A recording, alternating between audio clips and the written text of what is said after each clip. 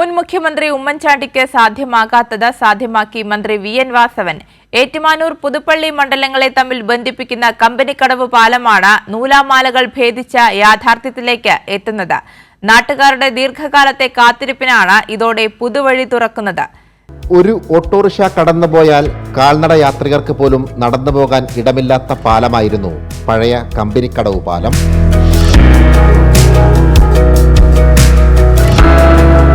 ഒരു ഓട്ടോറിക്ഷയ്ക്ക് പോലും കഷ്ടിച്ച് കടന്നുപോകാൻ കഴിയാത്ത ആ പഴയ പാലത്തിൽ നിന്നും ഈ പുതിയ പാലത്തിലേക്കുള്ള ദൂരത്തിന് ഒരുപാട് കടമ്പകൾ ഉണ്ടായിരുന്നു.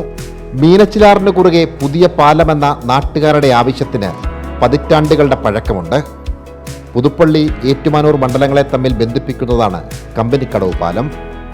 പുതിയ പാലം പണിയാൻ മുഖ്യമന്ത്രിയായിരുന്ന ഉമ്മൻചാണ്ടി പലകുറി പരിശ്രമിച്ചിട്ടും പരാജയപ്പെട്ടു.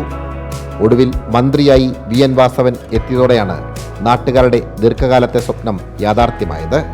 ബഹുമാനപ്പെട്ട മുഖ്യമന്ത്രി ഉമ്മൻചാണ്ടിയായിരുന്ന കാലഘട്ടത്തിൽ ഇതിനൊരു പരിശ്രമം നടത്തിയതാണ്. ഭരണാനുമതി കിട്ടിയിട്ടും പിന്നെയും 13 വർഷം കാത്തിരിക്കേണ്ടി വന്ന ഗതികേട് ഈ പാലത്തിനുണ്ടായി എന്നുള്ളതാണ് ഏറ്റവും പ്രശ്നം. ഞാനിവിടെ ആദ്യത്തെ ശില്പശാല സംഘടിപ്പിക്കുമ്പോൾ തന്നെ നമ്മുടെ പ്രവർത്തകരെല്ലാം ചൂണ്ടിക്കാണിച്ച ഒരു ഗൗരവമേറിയ പ്രശ്നമാണ്. ഒരു നാടിൻ്റെ ചിരകാല സ്വപ്നമാണ് ഇത് യാഥാർത്ഥ്യമാക്കാൻ ഈ കാര്യത്തിൽ കൂടി മുൻകൈ എടുക്കണം. അങ്ങനെ ഒരു നാടിൻ്റെ ചിരകാല സ്വപ്നം സാക്ഷാത്കരിക്കപ്പെടുന്നു നടക്കില്ല എന്ന് പലരും കരുതിയിരുന്ന് നടത്താൻ കഴിഞ്ഞു എന്നുള്ളതാണ്. 7 മീറ്റർ റോഡും ഇരുവശങ്ങളിൽ നടപ്പാതയും ഉൾപ്പെടെ 11 മീറ്റർ വീതിയും 83.4 മീറ്റർ നീളവും പുതിയ പാലത്തിനുണ്ട്. 9.91 കോടി രൂപ മുടക്കിയാണ് നിർമ്മാണം പുരോഗമിക്കുന്നത്. 4 തൂണുകളും 3 സ്പാനുകളും 9 ബീമുകളുമാണ് പാലത്തിനുള്ളത്. പാലം യാഥാർത്ഥ്യമാകുന്നതോടെ മീനച്ചിലാറിൻ്റെ ഇരുകരകളിലുള്ള ജനങ്ങളുടെ യാത്രാക്ലേശത്തിനാണ് പരിഹാരമാവുക.